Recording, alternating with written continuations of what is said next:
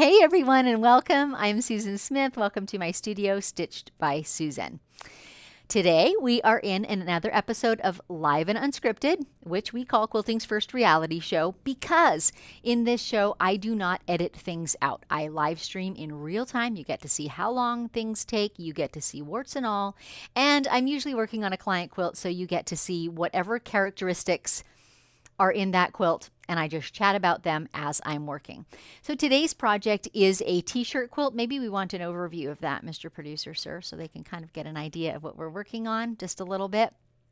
There we go. You can see part of it anyways. I'll show you a close-up of some of the t-shirts because they're super, super cute and funny, some of them later on. But firefighter, and fire management, and lots of those sorts of things in this quilt, including Yogi Bear. So it seemed very fitting to quilt flames all over this quilt in several ways. Clearly the flames play up the firefighter. I'm just going to set down my coffee here, and you can put a full camera on if you want again, Dave. Clearly the flames suit firefighter, right? But also the flames are a fairly loosely quilted design, so that is very suitable for a t-shirt quilt. Already it's so thick and so heavy, you don't want to put super dense quilting. It's going to get really, really heavy and really crisp, right? So in many ways, the flame is a perfect fit for this. I think maybe we will pan over some of the close-ups, and I'll talk to you guys just a little bit about some of the t-shirts that are in it, because I think that will make you more acquainted with the quilt. And then I'll step back and look at some bigger pictures, some of the characteristics and maybe challenges that come with working on a t-shirt quilt. Okay, so I'm going to get the little handheld camera here. All right, are we ready? That's not it. There we go. Okay, I had to show you this block. Prevent butt rot. Do a strip cruise. I have no idea what a strip cruise is. I'm sure there's people watching who do, but isn't that absolutely hysterical? But something else I wanted to point out. A t-shirt quilt is a form of a memory quilt, right? It's kind of a collection of someone's clothing usually. And there are a couple pockets, t-shirt pockets on this quilt. You could handle these, I suppose, in multitude ways, but I choose to leave them unquilted so that if someone wants to tuck a little something something memento into the pocket, they still have that option. So you can see that I've quilted my flames as close up to it as I could manage. And at the top, I kind of held it back with one hand and quilted under as far as I could go. It's an area that's, I don't know, perhaps 4 inches by 5 unquilted. So again, because my flames as a whole are fairly loose, I think that that will be okay. If the quilt owner does not love that area unquilted in the back, she could always, I don't know, sew a button on from the back or just put a little bar tack in there. But in terms of like quilting stability, it's going to be totally fine. So there are a couple of those pockets throughout the quilt. So I'll give you one more broader view from this side of the quilt. And then we're going to step back to the overhead, and I'll talk about the thing as a whole again. Okay, setting that down. Now I'm working today on my Bernina Q24. Her name is Stella. We'll talk more about machine settings in a moment, but I want to talk about a few kind of big picture things. T-shirt quilts tend to be large. This one certainly is. It's about 91 by a little over 100. I don't remember the exact measurements. And right off the bat, I don't know if you can see from this side. Maybe Dave, go on the close-up camera for just a second. I'm going to show this edge down here. I can't do that and hold. I need my hands. So let's see if this works. Can you see how there's this kind of funny fabric on the leader here? What happened is the quilt came to me in the mail, and after I laid it out on the floor, I realized that the quilt and the backing were exactly the same size. In fact, the backing is a little narrower. So this is actually a piece of fabric that I sewed on. Can you see that seam there? This green here, like the sashing in the front, is the whole backing. So I just conferred with the owner, and she's going to lose that little bit because I have to trim it into that backing, right? So she's going to lose a tiny bit of size, perhaps ½ an inch. I just wanted to show you that because, let's do the big overhead again. Because chances are at some point in your quilting journey, you'll run into something like this too. So if your backing and top are the same size, you can just add that leader, that extender onto the edges so that you have something to hang on to and clamp and work with.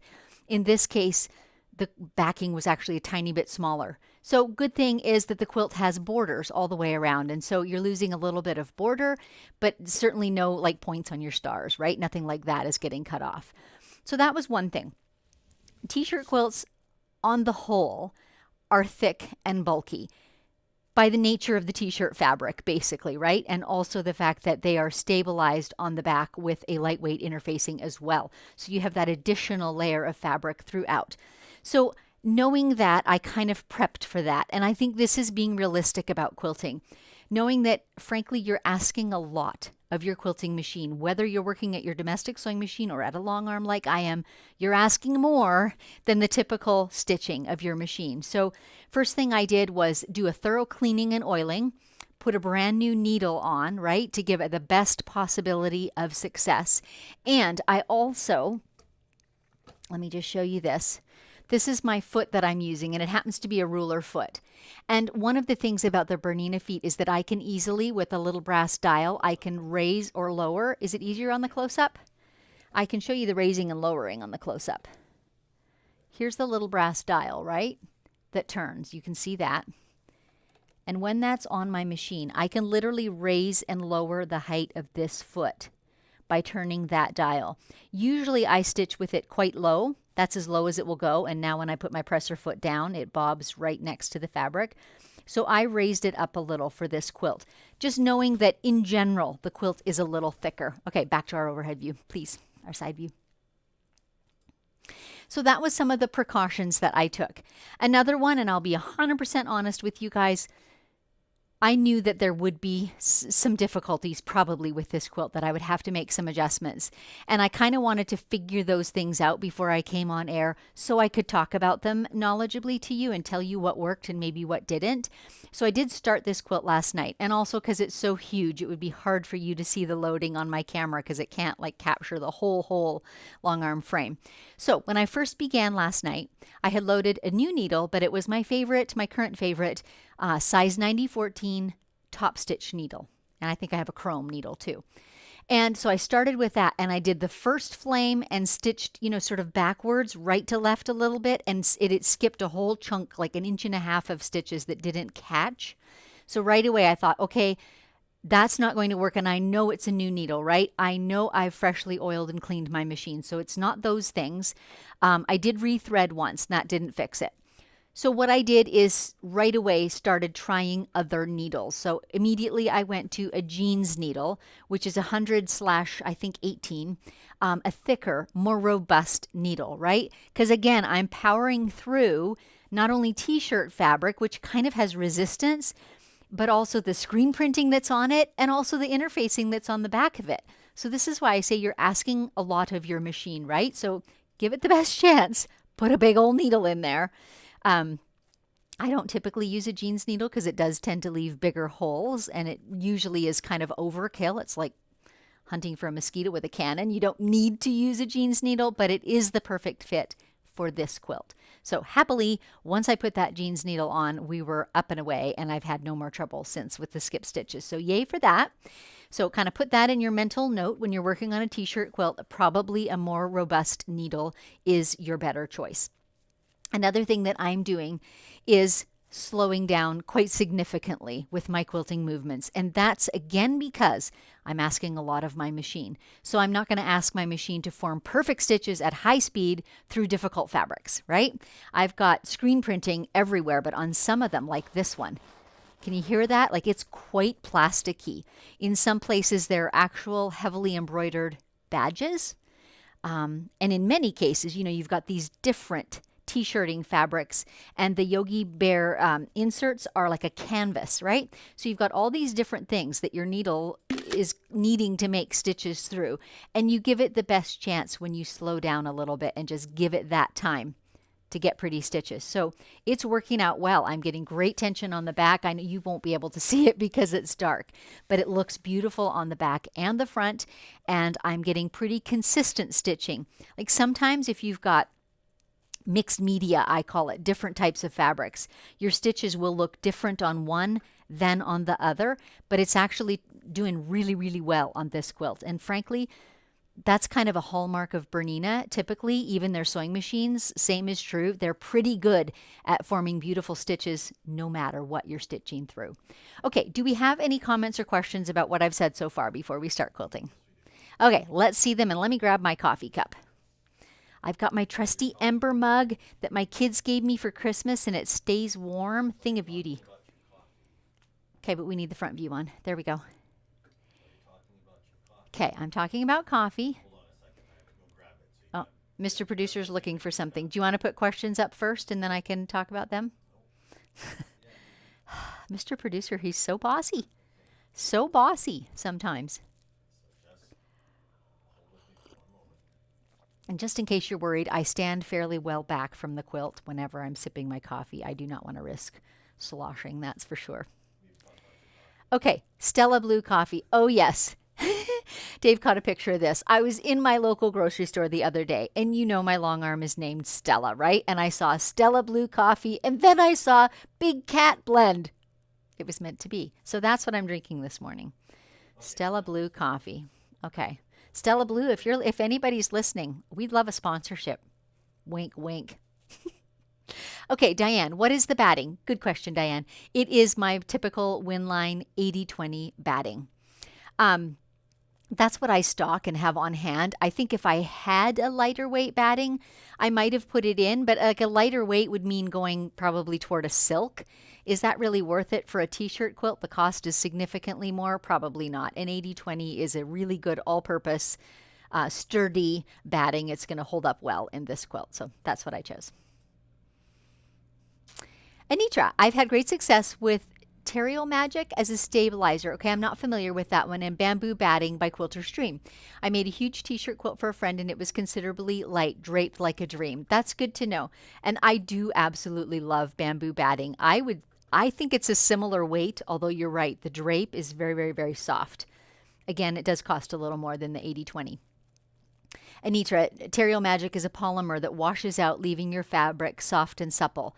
Good to know. So full honesty here, I'm not the maker of this quilt, right? I've actually never constructed a t-shirt quilt in my life. I just get to quilt on people. So I get to see them and feel them and know when they picked a good stabilizer and when not. So it's good to know that there's a really useful one out there that is actually wash away, because that is a feature of t-shirt quilts, is they're often so heavy because you've added that stabilizer on, 75 or 80% of the top fabric. So, yep, we got your edit from supplements. We got it. We got it. I try and, my eyes run ahead a little bit, so edit as I go. Debbie, what number is that foot? I've been using the number 96, but can't adjust the height with it. Oh, that's a great question. It's a 72S, Debbie. So for Bernina owners, the 96 is the standard ruler foot that comes with the quilting machine.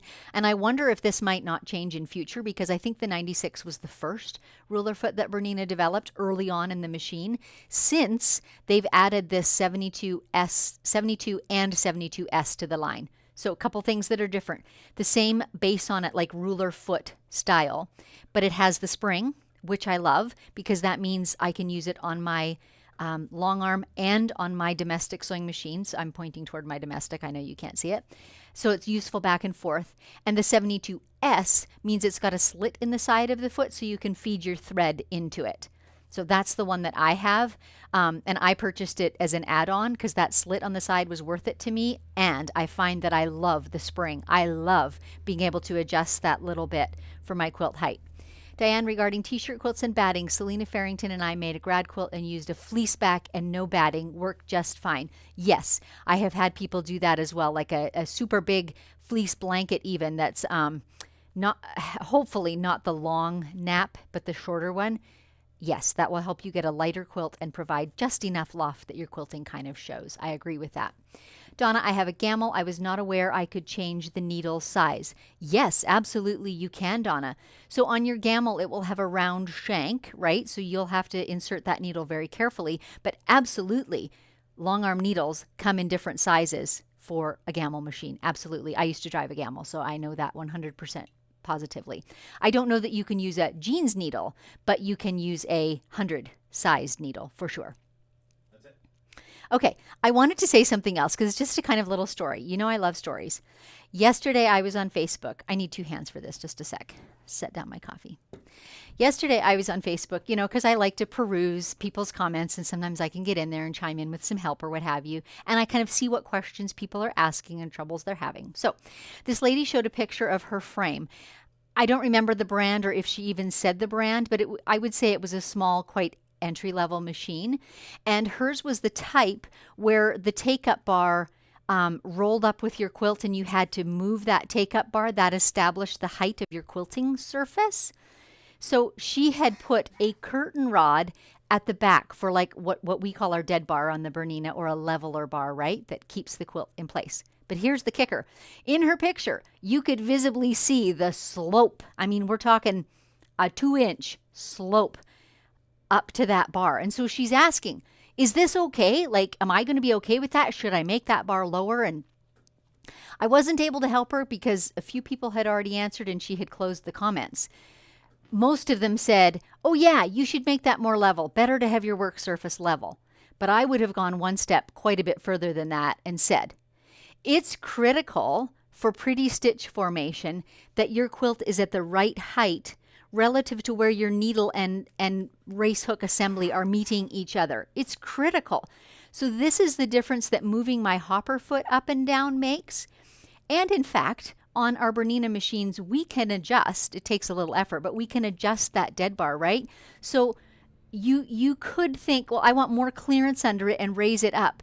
But if your quilt sandwich is raised up off of your stitching bed, then that affects where your needle and race hook assembly catch each other and you'll get skipped stitches. So I felt for this lady because I thought, holy smokes, with that slope, her quilt's probably bobbing an inch with every stitch, right? Anyway, I wasn't able to help her, but maybe that will help one of you. Like, that is critical. And if you work at a Gamel, which has the same kind of take-up roller, right? And by adjusting the height of your take-up bar, that adjusts the level at which your quilt sits. It should be gently resting right down on your long arm. That's where you'll get the best stitch formation. If you see that it's bobbing at all as you're stitching, or if you can poke at it, right, and it goes down a 1/4 inch, that's not a good thing. So that's your little PSA for today. That was a long story. Okay, let's advance the quilt. I think I've talked about everything I wanted to show you here. I wanted to show you the plasticky, screen printing, the pockets, the patches. So I'm actually ready to advance. I've already quilted a few rows of flames. So let's advance and talk just a touch about that. This is fairly typical, advancing the quilt. It's just big and heavy.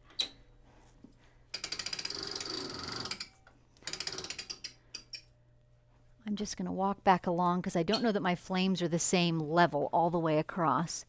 Got to make sure I can reach to them everywhere. Can go a little bit further.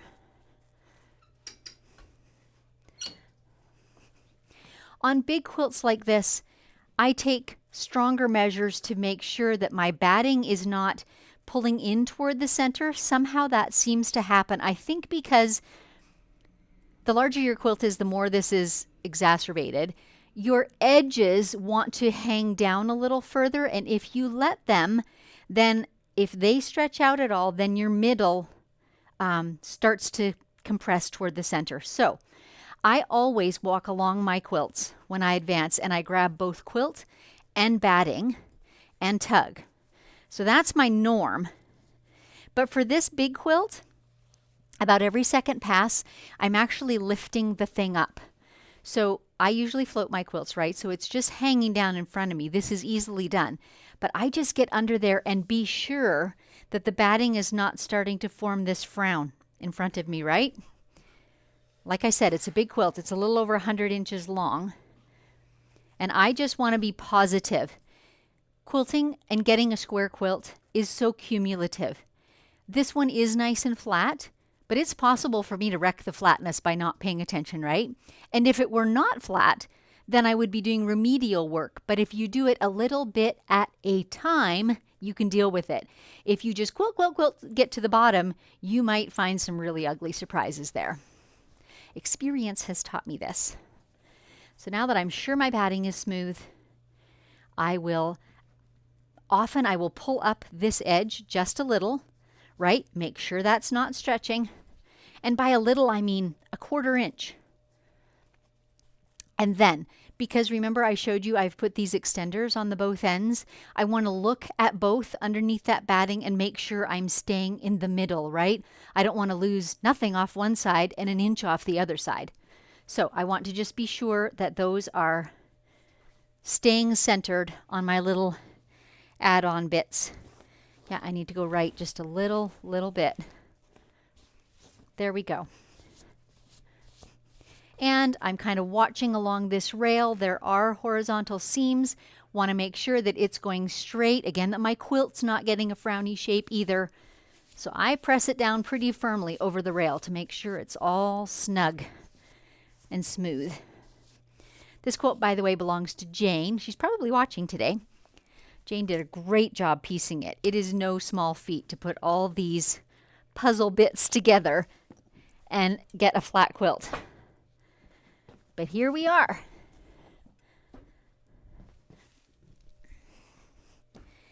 Okay, I've put the magnets on first so it won't shift. And now we'll go do our basting.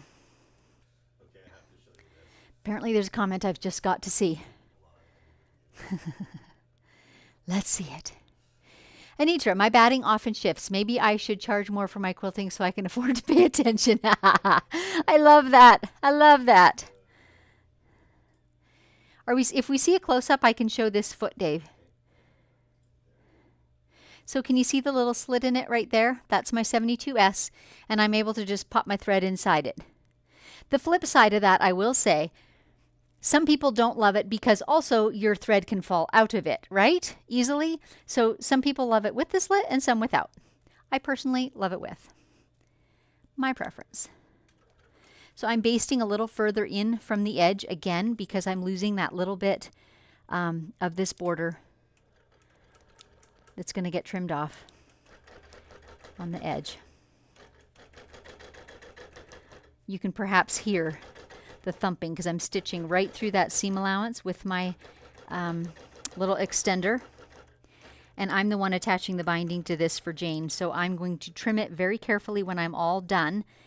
I'm going to give her every possible 1/8 inch that I can. And I'll let that little seam just be caught right in the binding. So you'll never see, but there will be a tiny fraction of my funky fabric buried inside there, but nobody will know. Okay, let's get our side clamps on.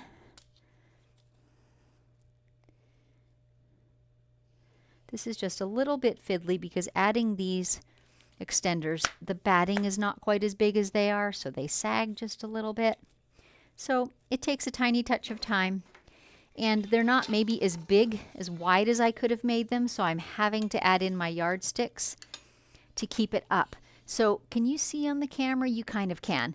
My white clamp that I just put on here, right? I want to be sure that when I move my long arm to the left, I can move all the way as far as I need to stitch without hitting it. So that's what the yardstick is doing, is just lifting this up a tiny, tiny bit so that the nose, the plate of my long arm does not whack into it. Who wants a square flame? Not I. Whew, hope you're not getting dizzy. Of course, I caught my top thread inside of that wide clamp and pulled out 80 inches of it before I realized that. Oops.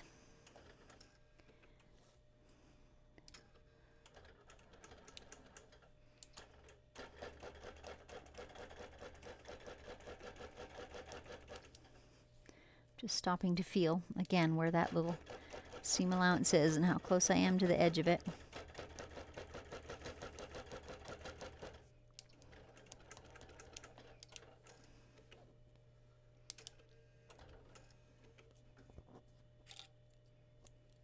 Perfect.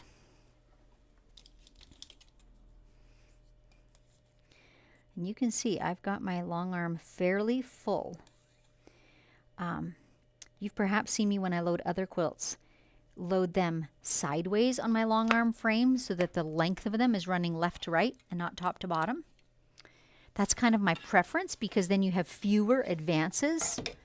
and quilting passes right, but this quilt is simply too big for that. And also, I knew that I was going to be quilting flames, and I want my flames to go from side to side, not from top to bottom, right? So it pays to think through that. The size of the quilt, the design that you're quilting, maybe the seams on the backing, whatever the consideration is for your current quilt. Now, I began the last pass on the right, so I'm going to begin this pass on the left. I think I quilt this design fairly multi-directional, but just in case. Do we have more questions before I dive into quilting, or is this just a good time to just quilt? Okay, apparently a couple questions. Let's have them before we start quilting. Carol, I noticed you don't have your magnets touching. How much space do you allow between them? Apparently another one. Do you have problems with your magnets staying on through all the heavy layers? Okay, so first off about them touching. They don't have to touch. They just need to be close enough that my quilt can't pull up in those areas, right? So I've got, I don't know, 4 inches between them at the moment, and that's enough. Like, the goal is to secure that front edge so that it can't shift and pull, and that's going to secure it. So I'm fine with that. You absolutely could put them nose to tail. Then the second question was, do I find that I have trouble with them holding through all the layers? Okay, you didn't see my loading process today, but in a lot of other live and scripted episodes, I do show it. My personal method is, I don't have a leader on this top belly bar. I attach my quilt backing to the lower bar that's in front of me, right? And my backing flows up over the belly bar. That's one layer. My batting hangs over the belly bar, and my quilt top hangs over the belly bar, and nothing else. So there's only ever those 3 layers, and I've never had trouble with the magnets holding those 3 layers, even when I'm doing a t-shirt quilt, or in fact I've done denim memory quilts on this machine, and I've never had trouble with the magnets holding through those 3 layers. But I don't have a wound up canvas leader, right? So that seems to work okay. All right, did we have something else, Dave? No, I'm just going to show that with the camera on. Okay. All right, we're going to start quilting. Oh, no, I do have more. I'll do them later, though. It's fine. Oh, apparently there are more questions, but we'll come back to them. There will certainly be time. We're not going to do a super long session today because Dave and I both have other commitments today. And clearly, I'm not going to get this quilt done, right? But I wanted to give you a little sampling of quilting the flames. So I am quilting on, I didn't give you many machine details. I told you about the foot. I'm using Isacord 40 weight, 100% poly thread in this kind of khaki green. And let's see, my jeans needle, talked about that already. So that's the details. And I'm in BSR 1, which is Stitch Regulator 1. And I'm actually stopping for just a second. I was quilting early this morning and I oiled my bobbin then, but I hear it rattling, so I'm going to oil it again since I'm right here by the edge. It's kind of a joke about Bernina machines. When the bobbin is low and or when the bobbin needs oil, you get this little rattling noise. It's like talking to you. Hello, hello, have you oiled me lately? And so that's my clue. And I don't want you guys to have to listen to that rattling, so let's get a little drop of oil in there. Perfect. Just that easy. Bobbin back in.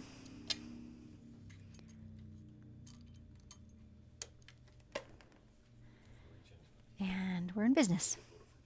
Just one more. Let me answer a question.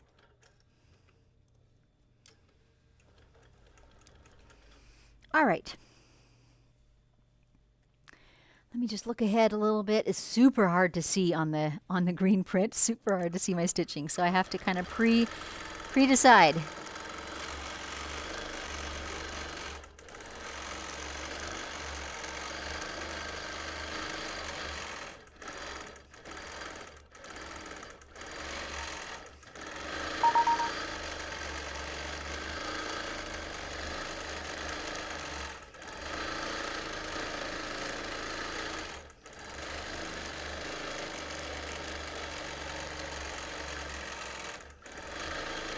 So do you notice that I am quilting, I don't know, probably 40% slower than I typically do.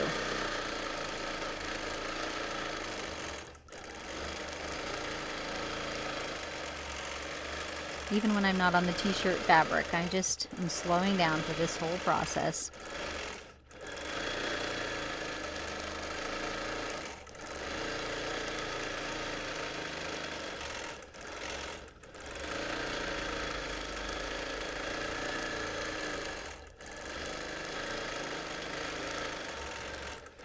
And in general, I'm trying not to let my lines be longer than, I don't know, probably 1 inch between spaces. Some of the flamey loops are a bit bigger than that, so that's kind of a ballpark idea.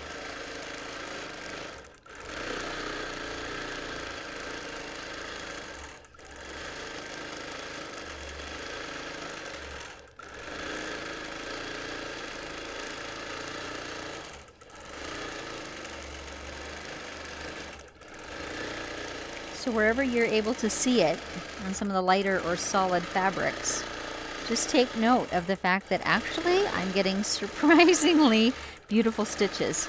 And I am stitching with I have to stop and look, 10 stitches per inch,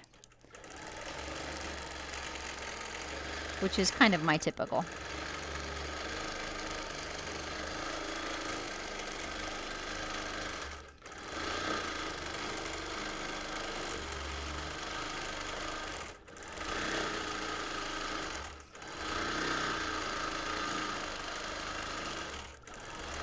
And it's not Yogi Bear, it's Smokey the Bear. I misspoke. Smokey the Bear. Smokey says prevent wildfires.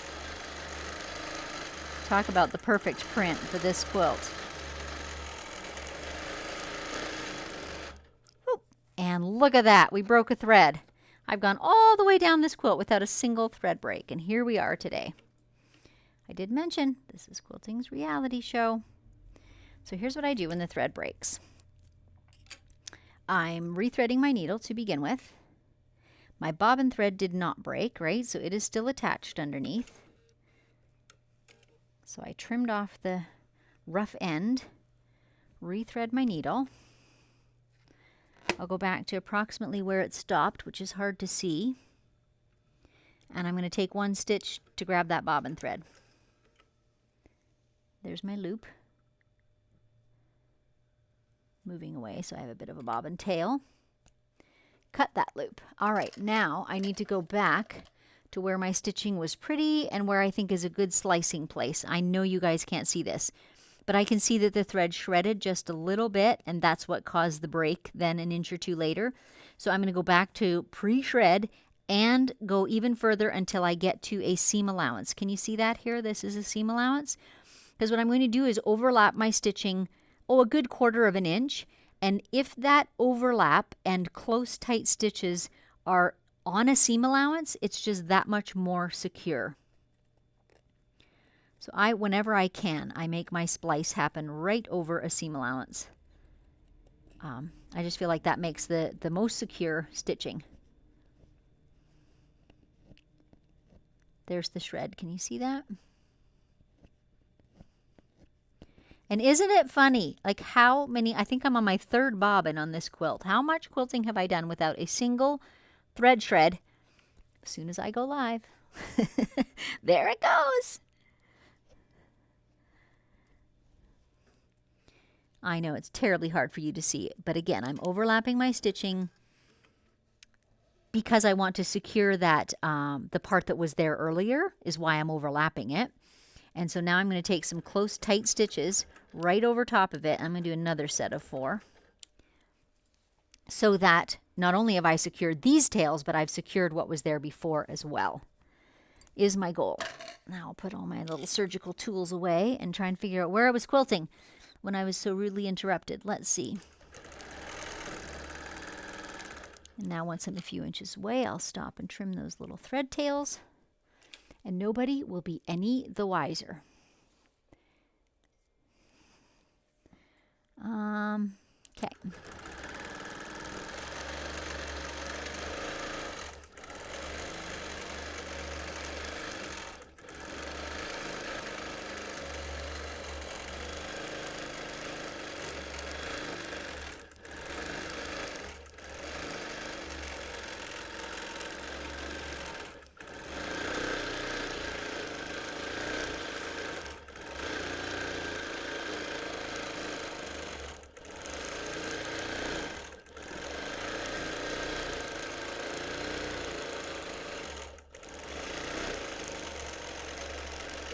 So big picture, I'm just working my way across the quilt, tucking in these waves and arcs so they nest between what came before, trying to judge as I go.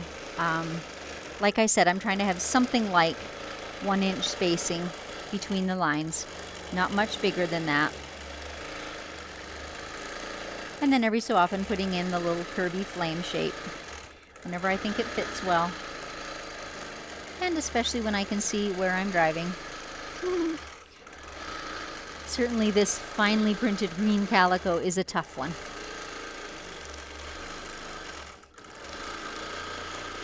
I have to have fairly bright lights on when I'm on camera for you all to see what I'm doing. But in actual truth, when I go off camera, I am going to employ my very favorite hard to see technique, which is, and I'm going to stop talking or stop quilting for a second so you can hear me. I'm going to turn all my lights off on the machine and also in the room, and I'm going to stand a lamp to my one side and have that lamp shining across my quilting, and basically it'll create a shadow wherever the quilting sinks in. And so I'm going to quilt by shadow. To me, that is the most effective, even more than black light, for being able to see where you're driving. So once I'm off camera, that's exactly what I'm going to do, and that will show up super well on this fine green calico.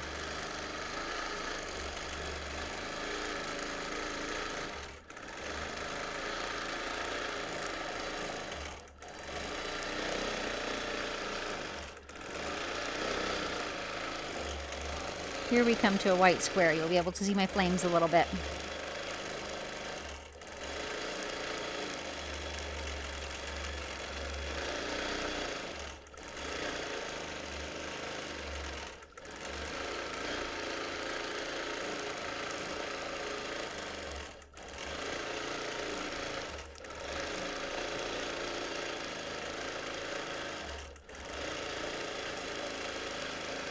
So again, take note of the fact that I'm stitching significantly slower than I typically do.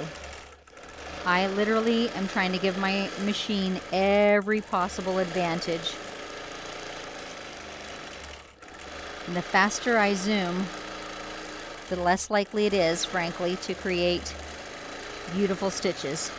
It just won't have time to, I don't know, it just doesn't work as well. Giving it just that little bit of extra advantage sometimes makes all the difference in the world between frustration and success.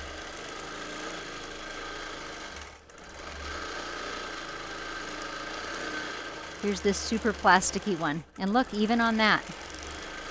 Again, I'm slowing down. I can literally feel my machine shaking a little bit more. It's taking effort for it to puncture through. So I slowed down yet more, but every stitch. Beautiful. Stella, you done good.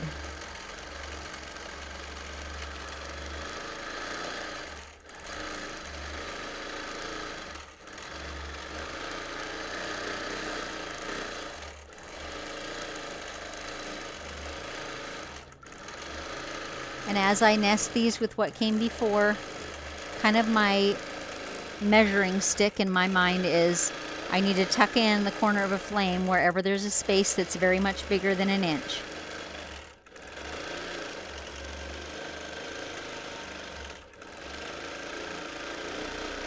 The loopy parts of the flames are a bit bigger than that, but other than that, an inch is kind of my measuring stick. If there's a 2-inch wide gap between a couple of these arcs or waves, then I make sure to stretch my next one so the point kind of tucks in there between. And other than that, this is a super, super forgiving design and easy to quilt.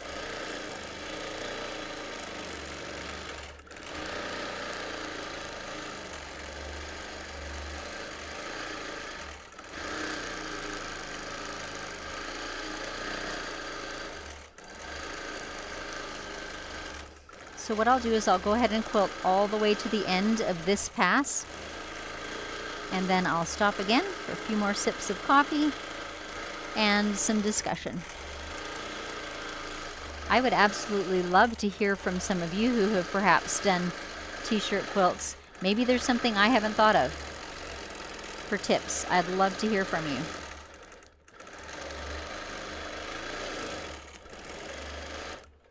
And we have a thread break again. I think what I'll do this time, again, when the same thing happens a couple of times, I try to look deeper for an underlying, cause. So I think what I'll do is actually put a fresh needle in again. I'm just about at the halfway mark on this quilt, so it is possible that my needle has literally been dulled.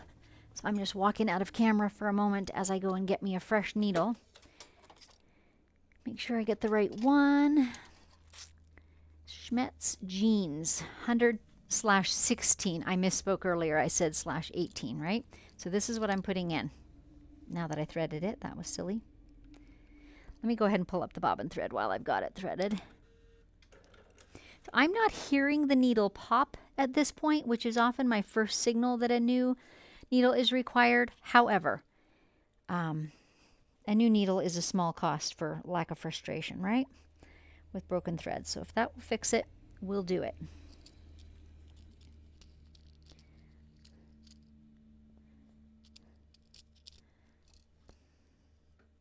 Again, one of the things I love about Bernina is they use sewing machine needles, so it is a flat back needle.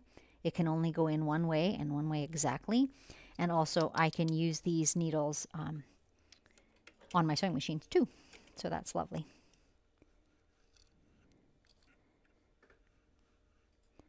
Okay, we're freshly threaded. Let's go get rid of the old one.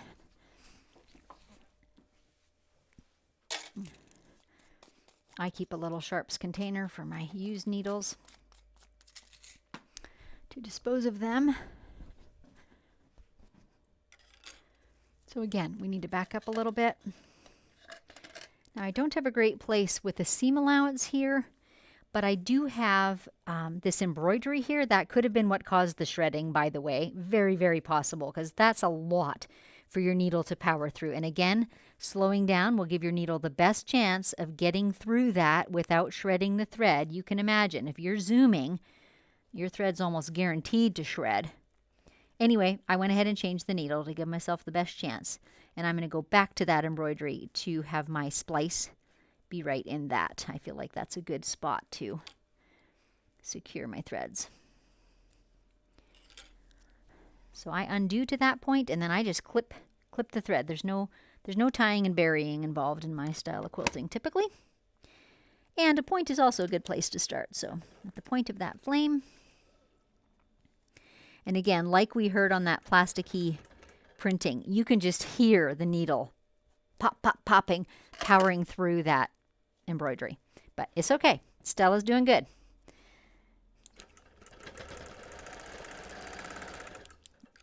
Go back and trim my tails.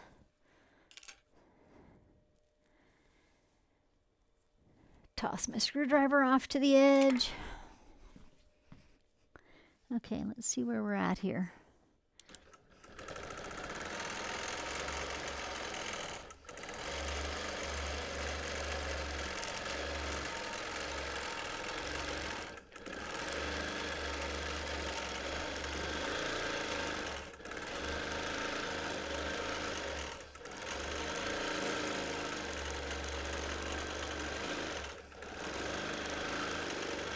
I'm not quilting as close to myself on this front edge as I probably could, but because I'm quilting this design fairly loosely, I don't want to get myself stuck in a tight corner, right, where I have to all of a sudden do some really closely spaced lines to get out.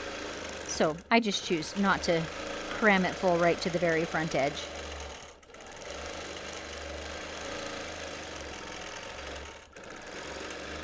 Again, I'm using my 1-inch-ish guide to determine when I want to tuck, like right here. This is about 1.5 inches. So I'm just going to tuck my point in there a little ways of this particular flame, right? Just to keep that from being a large unquilted gap. And here we go over the embroidery again. I'll slow way down. We made it!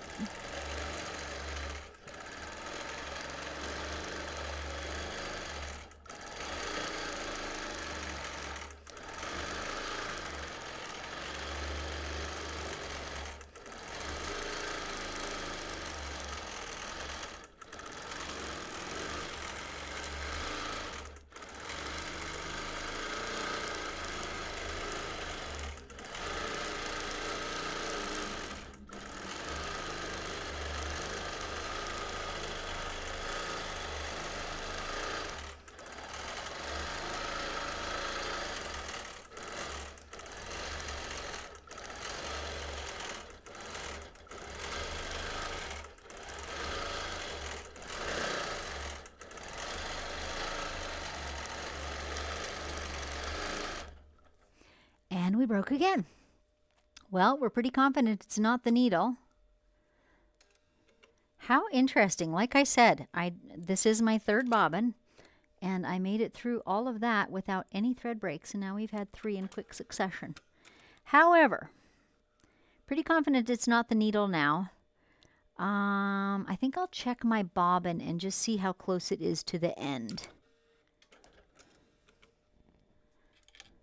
And just again, on the train of thought of giving my machine absolutely every advantage, you know, having a bobbin that's at perfect tension, and you know how they sometimes change a little when you're nearly at the end, that sort of thing. I'm just going to do everything I can.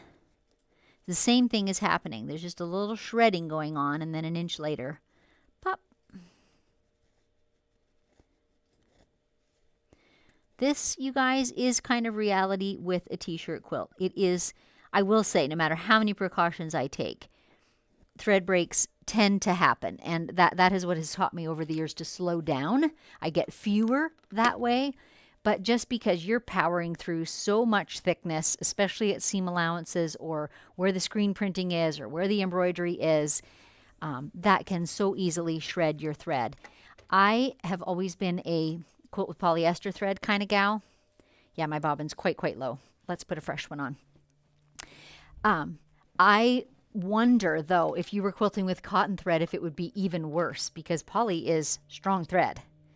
I don't know that to be true. Someone might want to chime in on that one if they have experience. Or maybe there's another type of thread they use that they have really good success with. I certainly would not try a t-shirt quilt with fine thread, like an 80 weight thread. You'd be pulling your hair out because that would be breaking all the time. Now, where was I? Right at this seam. Again, found myself a nice little seam allowance, overlapping my stitching a generous 1/4 of an inch. Doing some lock stitching. Remember, my backing is this same fabric, so the good news is my little stops and starts like this will not show on the backing either. Same way I can't see my quilting on the front, you will not be able to see those kind of little bar tacks hardly at all from the back.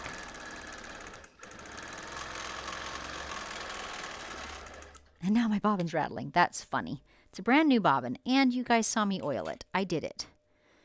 So just half a bobbin ago, I oiled it.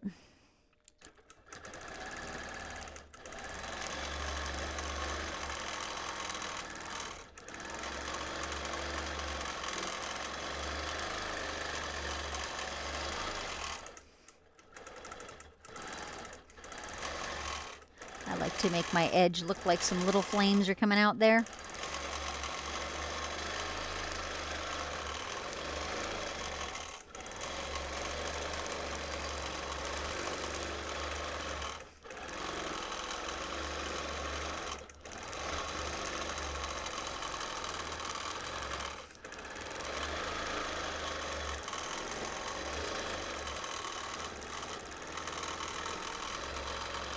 Just sounds thick, doesn't it?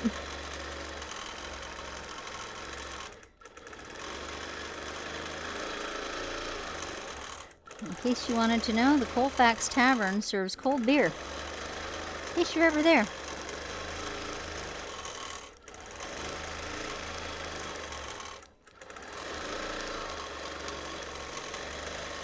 T-shirt quilts are the best storytelling quilts around. Whoops, I kind of wobbled there, didn't I? Just because you can read them as you're quilting over them, and there are so many stories. You can just imagine. Okay, just a few more little bits here. Maybe we'll put a nice little flame shape in.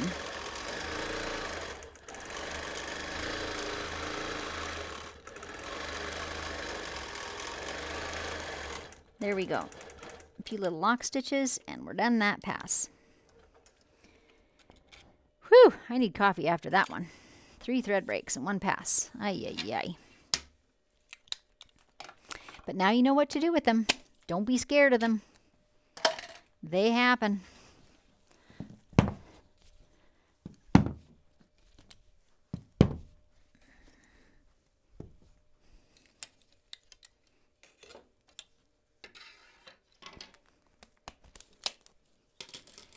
Okay, we're all ready for advancing. I will scooch Stella off to the side, grab my coffee, Okay, we got some questions, comments, thoughts. Answer one with a picture. So good.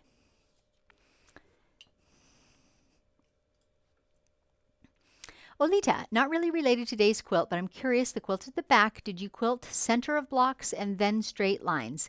I'm working on a baby quilt with circles on a lamb in the center. So I assume you mean this area.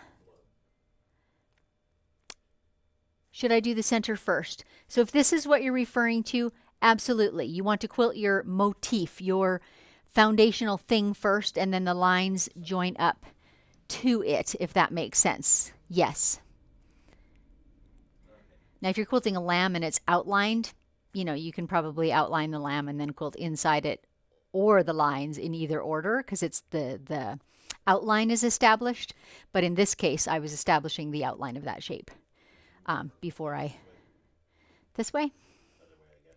Well, which side are you putting your questions on? It's not the question, it's a picture. Okay. Here's the question. Okay, there's the question. Well, my face just might be covered. Oh, the Stella Blue Coffee, wrong picture. Diane, what's holding your scissors to the handlebar? I work on a Bernina, and there's a little clip, Diane, that holds the adjustable handlebar in place. Right there. Oh, yeah, Dave took it, but you can't really see it. But anyway, that little clip has a little oval hole in it, and I just make the clip at the right angle so that it holds my scissors for me. Okay. Years ago, I used to have a magnet to throw my clips up to. I like them to always be in the same place at the same position so I can grab them. Anyway, this works. Amy C. Setting up my Q20 on the studio frame today. Yay, yay. Limited space. How much space do you have from your machine to the wall? I have about 2 feet, maybe a slightly generous 24 inches. However, Amy, most people set up their machine the other way around because the backside of your machine could be closer to the wall. Mine is outward facing because of filming like this, right? So that's why I stand behind mine. Now, as it happens, I quite like that because I also face my open window, but it takes more square footage of floor space overall to have your machine oriented as I do now. So I hope that helps. And I will throw a link in the comments. Nancy, where do you get the side clamps you use? Actually, Nancy, there is a link in the description of most of my YouTube episodes for the red snappers. And those side clamps are by the red snapper people. They're called E-edge clamps. So if you follow that red snapper link, it will take you to them. If you can't find them, they're also available on Amazon most of the time. Most of the time. Susan Berry, are all the flames going right and left and not north-south? That is correct, Susan. And I'm doing that intentionally. It has to do with the flow of movement, right? It would be hard to quilt within a few inches and get that movement and move sideways. Does that make sense? So knowing that I wanted my flames in general to be horizontal on the quilt, I chose to load the quilt this way so that they go from side to side and I have that ease of movement across the quilt. Does that make sense? That's how I thought it through. Your flames don't have to be this way. That's just what I like. Linda, when you put in a new needle, because you're trying to problem solve, do you discard them or save them because the needle maybe wasn't the problem? Super question. I do sometimes save them, and I probably should have today. Off to the side, I have a tiny, tiny pin cushion that a friend made in a bottle cap. So I mean tiny. And in it, I keep a couple specialty needles like my spiral eye needle and my snag nabbit needle. And there's often 1 or 2 needles on there that are exactly as you described. I don't know that the needle is done for, right? So save it in case I want to come back to it. I could have done that this morning, but didn't.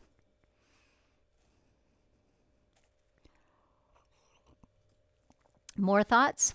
Laura, did my first t-shirt quilt last month. I found that fresh needles helped a lot with stitch formation. Also, the slower pace helped. Yep, I agree. You know, to the Linda who asked about saving the needle, right? It would be worth, I suppose, trying it again. But also, personal preference, I tend to buy my needles in bulk just so that I don't sweat so much, right, over the cost of one needle, because that is probably the single easiest thing to change to give your machine the best opportunity of forming pretty stitches. And there's no doubt a t-shirt quilt like this and batik quilts wear out needles much more quickly. And you know, it's not worn out, but it's slightly blunted or slightly dulled, and that slightness can be just the thing that's giving you skip stitches. So I tend to just swap that needle out. whenever I'm having an issue. Marian, I've always heard that you should avoid quilting over heavy designs to avoid design cracking later on. Do you know, I personally don't worry about that, Marian, because these t-shirts clearly have been worn, washed and worn. And the washer and the dryer are going to cause at least as much wear as my stitching through them, in my opinion. So I just stitch through them. I would not want to leave those areas unstitched. Like if that puffed up, that would make such a uncomfortable, rough, pillowy, plasticky, I don't know. I don't think I would like that. I stitch through them personally. Kayla Quilts, I'd love to know what camera and mount you're using to record on your long arm. My setup just isn't working. Kayla, we should do a behind the scenes video for you. If you look back over my videos over, I don't know how long I've been doing this, 4 years-ish. It has changed a lot over the years. So at this moment, we've got a Sony ZV, is it a ZV-1, Dave? Yep, on the handlebar. And we've got a DJI Osmo, which is kind of my big picture view because Dave can adjust that angle remotely from his computer. And our other cameras are smartphones, period, full stop. Yeah, the one that's looking at me straight on is a Sony ZV-1 II. For a long, long time, we just had smartphones, and I had a, nope, not a webcam, a GoPro on my machine because of the motion, right? That's always been the big thing, is how to handle the vibration of the machine and get you guys a half decent picture that doesn't look crazy shaky. So there's a few thoughts. We'll try and do a behind the scenes. That would be fun. Dave would like doing that. Anitra, I wonder how much flexing is working on your thread with the larger groove. I use isocord as well, and I've used a 16 size needle. Not sure if that's a contributor. You know, I started with my 14 actually, which is my more common needle. And now I've got a 16 on 100/16. I don't know. It's possible that there's literally a difference from quilt to quilt, right? The kind of interfacing that was used to stabilize, the type of fabric that is in the backing, or indeed the sashing in between. I don't think there's a one size fits all. I think you've just got to experiment and try and figure out what needle works on this quilt. Erin, it always makes me nervous for your toes when I hear you put those magnets on the floor. This is my assistant, Erin. Okay, Erin, I have run into them a time or two, so I know to avoid it. So when I'm working on a quilt and I set them down during the advance, they are usually sitting kind of a few inches out from the wall, but usually I drop them literally right into the wall and floor groove, and I've got a fatigue mat there, so there's a channel they sit in, because I have learned the hard way. You do not want to kick those magnets. Oh my goodness. Yes. Bad words. Cindy, what size needle do you usually use for the isocord thread? My favorite needle, Cindy, is a 9014. For a long time, I used just a universal, but someone got me going on using a top stitch needle, which has a longer scarf and eye. So that's my go-to needle at this point. Cheryl, what controls do you have on the handlebar for your dominant hand? Super question, because this is the beauty of a Bernina. There are other brands that do this too, but some of the toggle switches, I can literally change to be whatever I want them to be. So I have one of them set for, it's a single stitch when I tap it. When I hold it, it's my 1, 2, 3, 4 that you often see, right? When I'm starting or stopping. And then the other one is my start stop button. So to the right is start stop, to the left is secure stitching. And my left hand is the one that I change from time to time. There's quite a few different things that we can set our switches to do, but typically my right hand, because I'm right hand dominant, I keep those two on all the time. Nancy joined late. I have one of those t-shirt quilts, and I'm sorry, Dave, I missed half of that. Staring at me, waiting to be done. Thanks for the motivation. You're welcome, fellow Canadian, I see.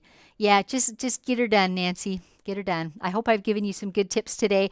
As I talk through one more pass, I'll highlight them again for those who are just joining in. That's it? Okay, let me set my coffee down and start advancing the quilt. And indeed, for those who are perhaps just joining, let me give you a super quick rundown again. I'm working on a t-shirt quilt, as you see. It's quite a large one. It's about 90 inches wide and a little over 100 long. And t-shirt quilts always come with the complexity of having some type of stabilizer or interfacing behind the t-shirt fabric. So they're quite thick, they're quite bulky, there's a lot of resistance for your needle to power through. There's the screen printing, you know, there's the fact that you have different weights of t-shirt fabric, and in this case I've got some canvas in here too, and there are embroidered patches and all kinds of different things that you're stitching through. So when I started this quilt last night before I was on air, I started with my usual 90-14 needle, but I started having skip stitches immediately. And so I shortly changed to a jeans needle, which is quite thick. It's 100/16. So a very robust needle. That's what I've got in now. I'm using my typical Isacord 40 weight 100% polyester thread. I have the same thread top and bottom, kind of a khaki green color. And what else? I've got my ruler foot on. I think I could do it with just my darning foot, which is the tiny little slim one. But this is what I had on, and this is often what I leave on as my universal foot. One of the great things about it is I can raise and lower the height of my foot a little bit. So I raised mine a touch because I am working on a fairly bulky quilt. It does not have particularly thick seam allowances, but the quilt as a whole is thicker than some quilts are because of that t-shirt fabric. What have I missed saying about it? I'm not sure. The backing and the quilt were almost identical widths. So this funky green you're seeing under my arm is just an extender that I added on so that I've got something to grip. And I'm basting quite a wide line because I'm actually going to have to trim off a little bit of this border is going to be lost. Again, if you're just tuning in, let me show you that. See, I've added. So I'm going to trim just into this funny green, and then my binding will cover up that join just to save as much of the quilt size as I possibly can. And we're quilting an all over flames design. These t-shirts were from a firefighter. There's some conservation type things and fire management, and let's see, the Nature Conservancy International Science and Stewardship Conference. Say that 5 times fast. Whew. So flames seemed like a fun choice. I'm quilting them on a fairly big scale, keeping them fairly loose. We don't want super dense quilting generally on a t-shirt quilt.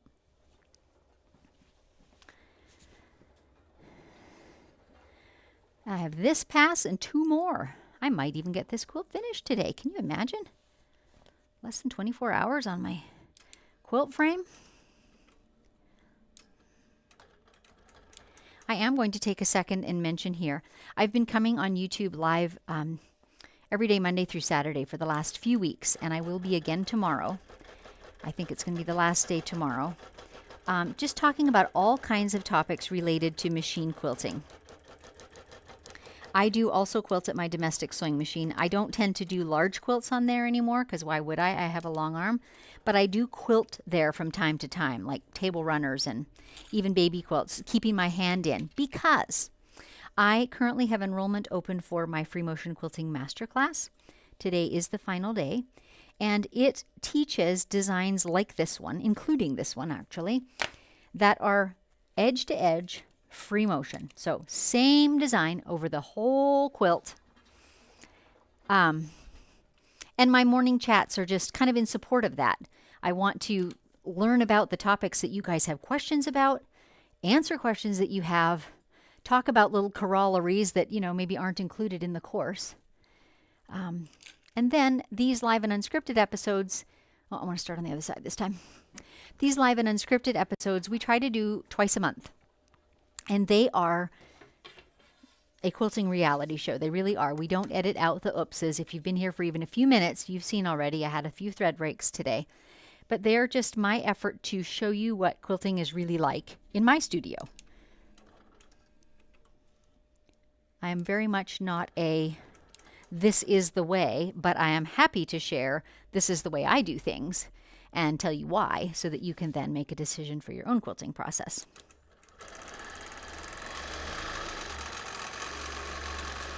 So we are quilting flames today. We have got a bobbin rattle.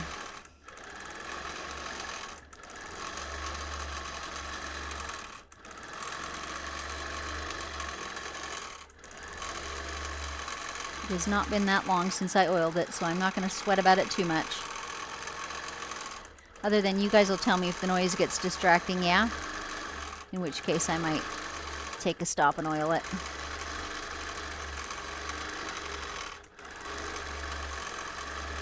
So for these flames, they are just a very casual, wavy shape. And I put points and arcs in wherever I think they fit.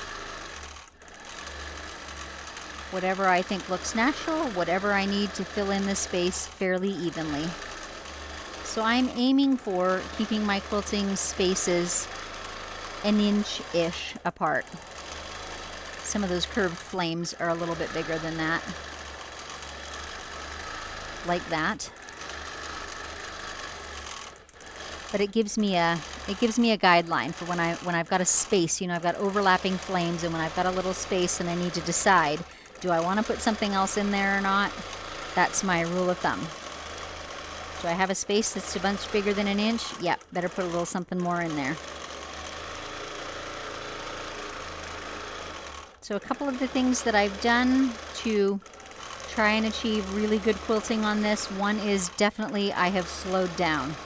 So I'm quilting, I mean, I'm guessing, but at least 30 or 40% slower than I typically do. Just because I'm asking a hard thing of my quilting machine to form pretty stitches through all this screen printing, through thick fabric, plus interfacing, etc., etc., etc. So to give my machine the best possible chance of forming pretty stitches, I'm slowing way down. And by and large, it has worked well. I have had a few thread breaks this morning, as you all have been watching, but I did several passes on the quilt last night without a single thread break, so by and large it's working well. Did I mention I have a jeans needle on too? Which is a heavy-duty needle. I think I did say that once or twice, but just in case, 100/16 needle is what I'm quilting with.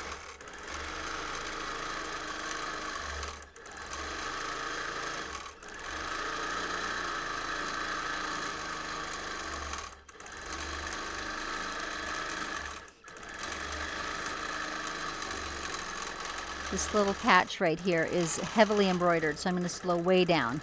Like you can see, I can see the camera vibrating. My needle is just thump, thump, thumping to get through that. If I were to hit that at speed, I can almost guarantee you my thread would shred, right? There's just no time for the machine to take it in.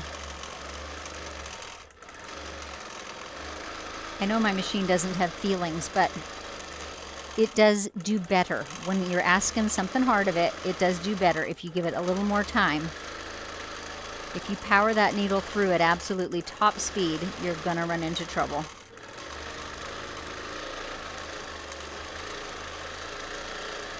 In one of my casual live episodes this week, I was talking about if you're having trouble making circles round, what to do about it. And in some sense, these flames are similar in that you're making smooth arcs, or you're trying to. And if you're having trouble making a curve smoothly in your quilting, one of the first things that I recommend is literally to slow down, so that you're not doing this swinging of the machine and hoping that that will create a smooth line, but instead you're absolutely in control all the time. So in that sense, these flames are really good practice because you're trying to make a smooth curve and you're going much slower than you typically would machine quilting. But it really does give you opportunity, even for your guidance of the machine, to really pay attention, to really be in control of it every second.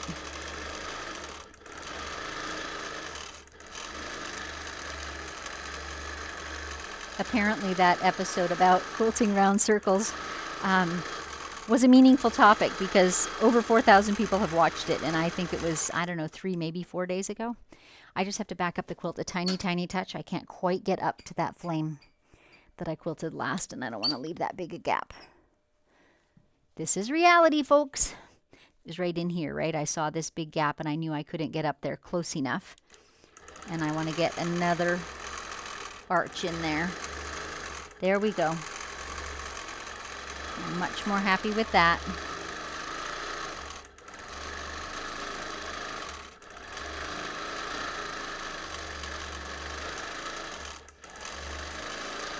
So this is a super casual design. I'm just waving back and forth, fitting in wherever I need to keep that more or less inch spacing. The green calico that is all the sashing betwixt and between, and is in fact the backing too. It's really difficult to see my stitching on. So once I'm off air, I'm going to employ my best secret weapon for working on a quilt that's really, really hard to see, and that is to turn off all the lights in the room, all the lights on my machine, and I have a floor lamp with like a gooseneck that I can adjust a little bit, and I just beam that lamp from the side, like I keep the neck of it way low down to shine it across the quilt and basically quilt by shadow. So if you've got a fabric like this that is really hard to see, and it's not really dark or lightness necessarily, but sometimes it's these fine prints, it can be so difficult to see where you've already quilted. So give a try to quilting by shadow. It works super well.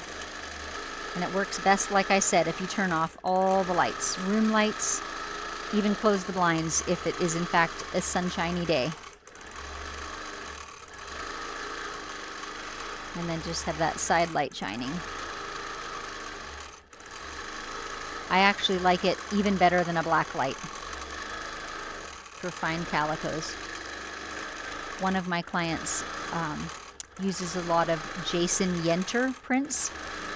If you know him, you'll know what I mean. And he does quite a lot of the fine prints, and often there's similarities in color. Like there's just not this broad variation, right? So it's shades of things. And it can be crazy hard to see the quilting on those fabrics. And so working on her quilts was the first time I was sort of experimenting with my lighting. Like, what works? How can I see where I've been on this quilt? And I found that side light to be the best. Here's the beautiful thing about flames. Like, if you ever sit and watch your campfire, they go every which way all the time. So there is no expectation, right, with where you go for these arcs. I literally am just putting them wherever they fit to maintain more or less an even texture.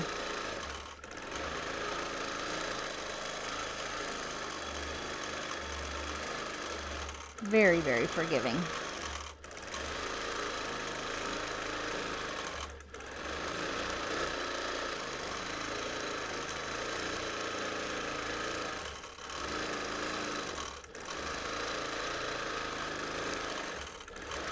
And I think after this pass, we're going to call it for today. I'll stick around to chat a few minutes more, so if you have any questions or comments, now's the time to be getting them in. And again, I was highlighting earlier my free Motion Quilting Masterclass, which includes this design.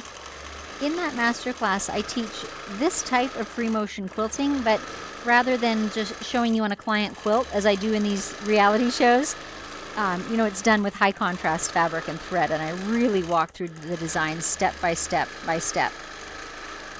So the enrollment for that is open all day today yet. And if you have any questions about it, head over to my website, stitchedbysusan.com. Click on the Learning tab, and you can find more information there about it, like what's in each module, frequently asked questions, etc. But I can tell you this, the access to it never expires. So there's no timely quality to the lessons. They are all pre-recorded. You can watch them whenever you like. But over the next 6 or 7 weeks, I am offering a fair bit of support with some live Zoom sessions with me and things like that. So I'd be happy to answer any questions you have on those things. And I first started doing these live and unscripted episodes kind of in support of that masterclass, because it felt like a great way to show my students those designs in real world applications, right? It can look very different when you're doing it on a print. It can also present challenges when you're doing it on a quilt like this one. So learning to quilt flames on a flat cotton fabric may be quite different than quilting those same flames on a t-shirt quilt. So this is hopefully really helpful to my students and to anyone who's just exploring the idea of free motion quilting, to see how it really works on actual projects. I'm just using my hand here to nudge in a bit of that fullness, just wanting to push over toward the edge.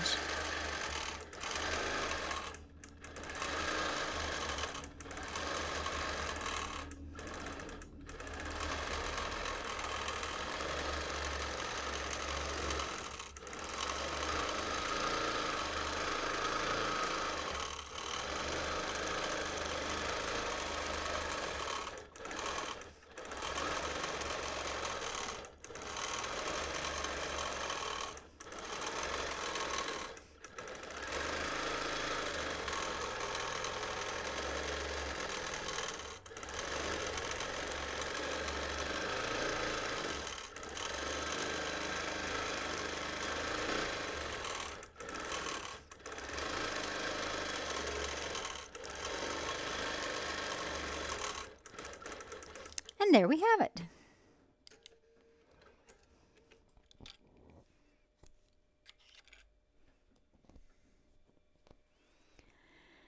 Okay, I'm going to grab my coffee cup, park Stella, let's chat.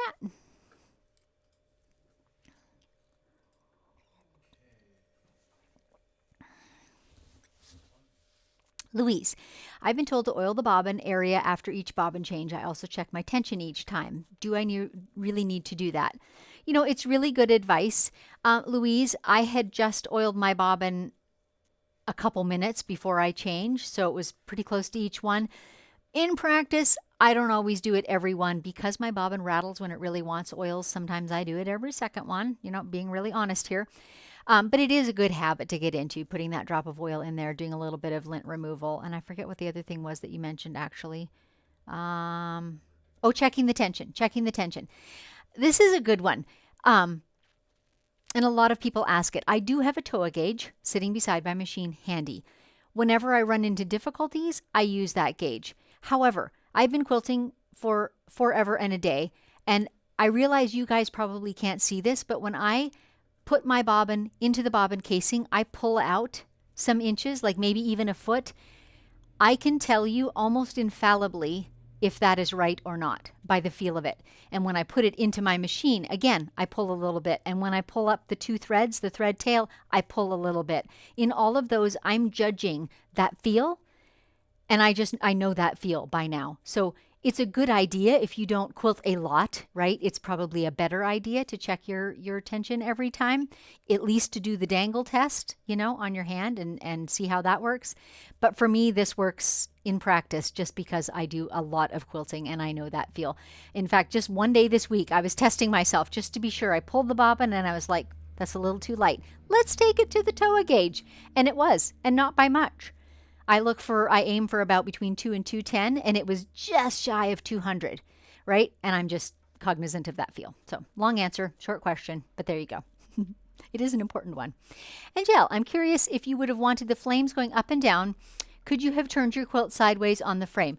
Absolutely, you could. In my particular quilt's case, it's over 100 inches long, so it would have been very hard to do that, especially on camera. Like I don't have any way of getting that all in a good camera shot at once. So I chose to load it this way, and I wanted my flames side by side. But yes, absolutely, you could adjust that. Tanya, to get those nice points, do you take an extra stitch to avoid curving? I haven't been able to tell. I sometimes have a problem with that. Quite new at quilting on my new HQ Amara. So one of the features that my Bernina has, Tanya, is that it's the BSR1 has like a coasting feature built in. So even if I hold perfectly still, that needle is slowly bobbing. The effect of that is when I pause at a point, it often is fitting in an extra stitch there and giving me that nice point. However, I used to quilt on a gammal and it didn't have that coasting feature, and yet it takes a fraction of a second for the stitch regulator to catch up with you. So when you go into a point and then before, you know, you're stopping and then going the other direction, in practice, that my machine then fitted in that extra stitch and gave me a nice point too. So know your machine. I've not quilted on an HQ Amara, so I couldn't say that firsthand for you, but that's been my experience with it. Louise, I have a clip-on shop light on each side of my frame, and it really helps with setting the shadows. Yep. Yep, different people do it in different ways. You know, have a light. The gooseneck lamp works well for me because I have a 12-foot frame, and therefore I can move it along the quilt as I'm quilting and get those lovely shadows. But whatever is working for you. Margaret, how do we train ourselves to imagine the inside and outside of the flame at the same time? So difficult for me to imagine. Probably by doodling it, you know, on not a busy print like this. This is a bit distracting, right? Going over all the seams. So doodling on paper or on a whiteboard to kind of envision that. For my students, I provide a doodle sheet, right? So they can trace over mine and kind of get the feel of that, if you will. But also notice that almost every one of my flames are different. Like some are the actual C, and some of them I just curve and then keep on going. It's flames. You know, almost anything goes. Carrie, do you always break thread overnight, or do you ever leave your machine on and needle down? I have occasionally, full disclosure, but I try not to. On my Gamma machine, I never did because it drips oil. Because you oil the wick and everything in the frame so much. My Bernina does not ever drip oil like that. However, it just seems to me to be good practice, right? Because if anything happened when you're out of the room or somebody bumps or whatever, right? So I think good practice is to take that needle out and move the machine off to the side. I try to. Now, I personally quilt pretty much every day, 7 days a week at some point. I hardly ever turn my machine actually off unless I'm leaving for a period of time. That's just my story. That's it. Oh my gosh. Okay, you guys, I hope you have found this to be super informational. You know, as always, these live and unscripted episodes are this, 30,000 foot view of a quilt. So I realize you could not actually see a ton of the flames. It's kind of not about the specific design. It's just about seeing real world application of quilting designs on real world quilts. So we appreciate you showing up. Dave and I have fun doing these. A huge thanks to him. He doesn't have a camera on himself this morning, so he can't even really wave. But my husband Dave is Mr. Producer. He did dance and wave with me just a little at the before we came live at the countdown. Excuse me. Anyway, huge thanks to him because we do have 4 cameras running. Do we have 5 today? I think we have 5 today. So it's a bit of a juggling act to keep those all going and to get the right view on at the right time. So appreciate that. Anyway, thanks so much for joining me. Once again, I will be live tomorrow morning, which will be the 7th of June, if you're watching this as a replay. Talking again about my free motion quilting masterclass, answering any questions that you have, and if another topic occurs to me between now and then, we'll bring that up too. So tune in then and watch for, if you want to catch up with those, I've got a playlist called May-June 2025 Daily Snippets. So you can watch that whole playlist and catch all those little shorty episodes if you like. Lots of information in there. So thanks so much for joining us. It's been a pleasure. Thumbs up and subscribe to the channel and hit that little bell if you want a notification whenever I am going live. Also, you can sign up for my newsletter. There's a link in the description. You can go to my website too. I do send out a newsletter before each of these with an idea of what project we're working on and what the topics may be. So I hope to see you there. And yeah, it's been a pleasure spending this morning with you. Have a great day.